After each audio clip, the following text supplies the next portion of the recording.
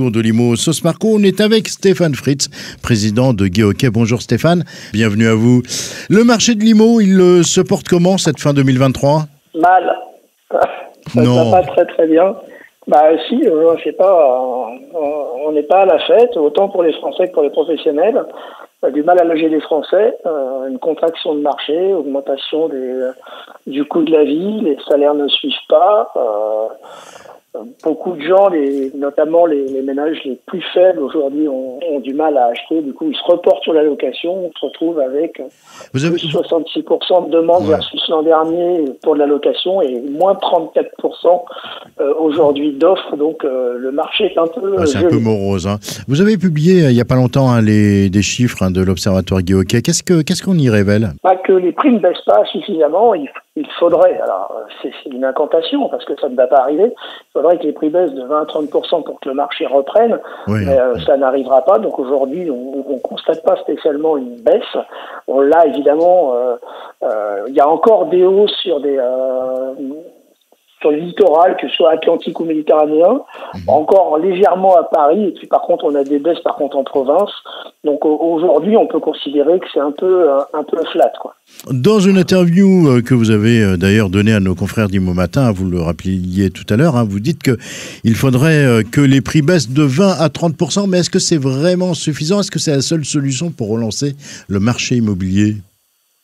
Non, aujourd'hui ce ne sera pas suffisant. Enfin, déjà, les prix ne baisseront pas de 20 à 30%. C'est une incantation.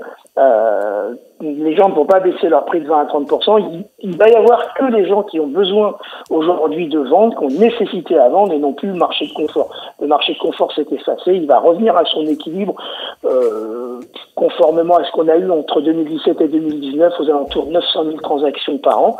Il y a beaucoup trop d'acteurs pour le faire aujourd'hui. Le vrai problème, encore une fois, je vous le dis, c'est le fait que les investisseurs ne réinvestissent pas aujourd'hui sur du locatif. On a fait fuir un petit peu les investisseurs avec la réglementation, que ce soit l'encadrement des loyers ou la rénovation énergétique.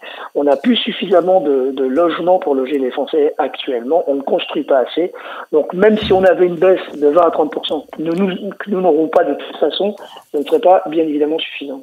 Tiens, Stéphane, d'ailleurs, on a Jean-Claude avec nous qui souhaite vous poser une question. Ok, salut, c'est Vandame. Salut Stéphane, t'as la frite? On est bien. Hein? Moi, Vandame, je suis pas un gâteau, mais quand je fous le contact, c'est un double impact. Hein? Alors, justement, je vais une question à te poser, mon Steph. Quel est l'impact du DPE sur le marché immobilier? Ok. Mon idole, Vandame. Je sais. Je t'envoie un poster dédicacé. L'impact du DPE, alors il y a une vraie conscience aujourd'hui, pour parler plus sérieusement, une vraie conscience de la valeur verte aujourd'hui dans l'immobilier. On le voit dans l'achat et dans la vente, ça fait partie des discussions systématiques. Cependant, on ne voit pas arriver massivement des classes F et G qui sont les moins bien notées aujourd'hui sur le marché. Est-ce qu'on a une petite lueur d'espoir pour 2024 ? Pas 2024. Aujourd'hui, on voit bien les taux un peu avec les taux, accélérer moins fort, on va dire. On a aux États-Unis des taux qui reculent un tout petit peu. Donc, on a bon espoir aujourd'hui d'avoir un retour un peu plus à l'équilibre dans le deuxième semestre 2024. Fin 2024. Eh ben, donc, écoutez, on va essayer de tenir jusque-là. Merci beaucoup Stéphane Fritz, président de Gay Hockey. À très bientôt. Et puis, Jean-Claude, vous êtes satisfait de la réponse de... Ok, dès que tu as un bon plan, tu m'appelles, hein, Steph. Ok, et on se fait un check in your face. Une baraque à frites. Avec plaisir. Allez, tout de suite, on a rendez-vous avec l'agence Marco et Moreau.